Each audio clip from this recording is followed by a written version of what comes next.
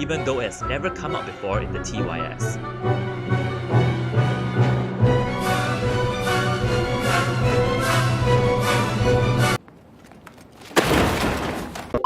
This question was the O-Level A-Math Paper 1 Question 3 for 2025.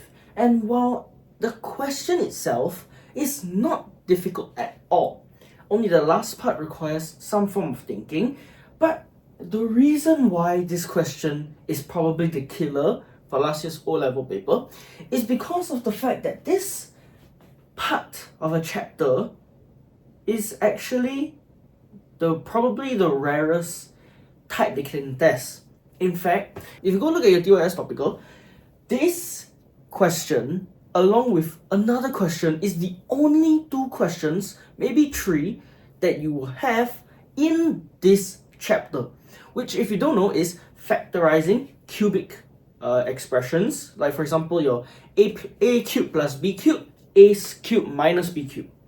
So, and if you don't know, that is under the section of your polynomials and partial fractions. So, you know, they give this, and when I saw it, when I flipped the page and I saw it, I was like, what? Why are they testing this now out of every year? Now, this is not difficult by all means. It's a 1-mark question. This question, I'm talking about this specific question. It's not difficult in the sense that if you know it, you know it. If you don't know it, you don't know it, right? So, what is this? Well, if you take a look at the part, if you take a look at that part of the chapter, you will know that a cubed minus b cubed is a, right? Then we have to apply the SOAP principle. The SOAP principle, meaning that S is the same sign, so this will be a minus b. Then you will have a, instead of a, you have an a square, opposite sign, so this will be a plus, and instead of having a 2ab, you have just an ab. Then this last 2, always positive. Same sign, opposite sign, always positive. So this will be a plus and then b squared. And there you go, you already have your 1 mark. But just from this, right, this probably caused so many students to panic because, again, this topic is not really commonly tested. So the fact that they just decided to throw it out there, you know. So that's it. Moving on to the second question. Okay, so this next question, hence state a factor other than 1 and itself of this weird looking thing. First of all, let me write down again the factorization. So it will be a cubed minus b cubed equal to, again, SOAP principle, a minus b, a squared plus ab plus b squared. Okay, so how do we make use of, by the way, this is hence, so you cannot use any other method. You must use the method from the previous question. This is AII. But again, it's only worth 1 mark. So how do you do this question? Well, you realize that, okay, it's kind of straightforward in the sense that they give you in terms of the a cubed minus b cubed. So we can already split this thing up. So 347 cubed minus 286 cubed equals to 347, then we have to just bring the minus there, minus 286 times, then we have to, okay, I'll put a square bracket because then you need to multiply some things inside. So this will be a 347 square. I should move here because it's getting over here. Plus, then we have a 347 times 286. And then the final one is just a plus 286 square. Okay, this expression looks very long, but each of these things you can just punch it into your calculator and it will give you it will eventually give you 301,447 times 61. Okay, so that means that, so what does this mean? We factorize this. So what does it mean? Well, you know that when this, okay, so let me, for those of you who are lost at this point, technically you already have the answer. The answer, you can put your answer as 61, or you can put your answer as 301447. You cannot put both because it says state a factor. Now, why is this the answer? It's because if let's say now we have a number, let's say 10, right? And we can express this as 5 times 2. So 5 and 2 are factors of 10. Similarly, we can express this as 1 times 10. So 1 and 10 are also factors of 10.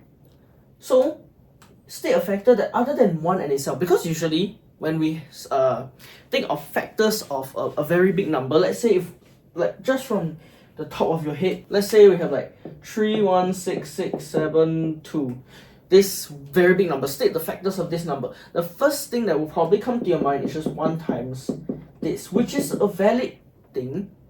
Then after that, you will see this, okay, you can divide by 2, you can divide by 3, you can divide by 4, so on, so on, so on. So the question has purposely made it hard for us because they have said that, okay, we cannot use 1 and we cannot use whatever number this is. We have to come up with 2 other factors, or you have to come up with a factor other than these 2. And how? We have to factorize this and then show that it can be expressed as 2 numbers. And then from there, this is a factor, this is also a factor. But since the question is only asking for 1 factor, we can only give 1. So, yes. Now, here comes the last question. Okay, this is the last question. It does require some thinking. It is given that x and n are positive integers. Use the very first part, which if you've already forgotten, it's just proving that this equals to this. Alright, so it's just a proof. Now we need to use this somehow and help us prove that this weird expression is divisible by n. Now, this is probably a skill that is used in E-math a lot when you are proving that some number or something representing something is divisible by a certain number. And usually, and which is the case, how we would do that is that we would, let's say we want to prove that a number n is divisible by 13, right? 13 is a prime number. We want to prove that n is divisible by 13. How we would do that is, we would be given some other information, and then we would have n equals to ... Eventually, what will end up is that you will have a 13 divide times something. You can factor out a 13 from the entire expression. You have to manipulate the expression a bit, but eventually you get like 13 times something. And then you can hence prove that since 13 is a common factor, you can divide n by 13 and it will still be a whole number given that the inside is a whole number. Usually it would be. So now we have to apply this to this question. So how would we do that? Now, originally, in the heat of the moment, any idea just crossed my mind. So I thought what we had to do, which sounds a bit foolish, technically we can express this, right?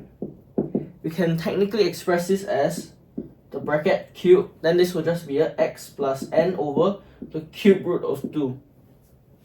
But don't do that. don't do this. It might work, I don't know. You can go ahead and try it, but I didn't do this and you shouldn't either. Because there is a more elegant way to prove what you're supposed to prove. Because both of these are divided by 2, so in fact, we can factor out a half from this. So I will just write down x plus n cubed over 2 minus x minus n cubed over 2. This is equal to half, because you factor out the half, and the inside will just be this minus this. So I will use a square bracket, x plus n cubed minus x minus n cubed. And the inside might seem complicated, but in fact, you can, if you visualize it, this x plus n is just our a. Then this x minus n is our b. So we indeed can use this formula or this factorization to apply to this as well. Now, the expansion is probably not going to fit in my whiteboard. It's very long. So I will just tell you that at the end of it, you will get half times 2n times, I think, n squared plus 3x squared. Am I correct? Let me double check. Yes, I'm correct. So you will eventually get this, I believe. So once you get this, you realize that this 2 and this 2 can cancel out, leaving you with a very nice expression of a n times n squared plus 3x cubed, x squared. And once you've reached here, this is exactly the point which I talked about in the example earlier. To prove that it's divisible by n, you must show that the expression can be written as n times an expression within a bracket, which is exactly what we have here, n times something in a bracket. But of course, this itself is not your answer. You have to explain it. So if it were me, I think I wrote something like this. I wrote, since, then I just repeat myself here.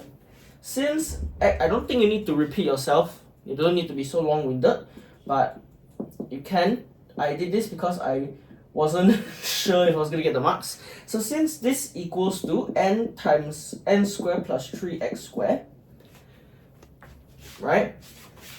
It is in this lah, a common factor of n. So this is the key point. It has a common factor of n. Once you express this differently, right, you have to prove that there's a common factor, which then hence means that it can be divided by that common factor. So it has a common factor of n, hence I'm writing it lah because I don't want to write this expression over and over again. It is divisible by n, which is a proven. I'm running out of space. Can it even fit? Yeah, I can see the whole board. So yeah, this is how I write my answer. First, I do the math part. I have to show that. So I use part AI. So I know this can be rewritten in the form of this. Then I factorize it and eventually get to this part. Then I simplify even more to get the n, because I get n times something. So because I can rewrite it in this form, since this equals to this, it has a common factor of n. Since it has a common factor, it is divisible by n. So yeah, that is the answer. And I hope that, and this is the end of this question as well, it is 5 marks. So even if you don't know what you're doing and you didn't revise this part, those 5 marks are gonna hit your morale a lot. And morale matters. And in fact, I noticed for this specific, AMF paper 1 for O levels 2025, is that they tried to put the very difficult questions at the front. You had the question about the item being sold, and I will do another video on that. Trust me, that question, even I got it wrong. I'm pretty sure I got it wrong. That question has a similar vein as to the question 26. You should go check out that video as well, where there's a lot of layers to it, where it's not so straightforward. And there's also that question, and then I have this question. So I think the beginning of the exam was very difficult. Then at the end of it, it actually got simpler and more it's more familiar to what you're used to when you're doing a lot of prelim papers and whatnot. So yes, that is the end of today's video. I hope you guys enjoyed it, and I will see you guys in the next video. Bye bye.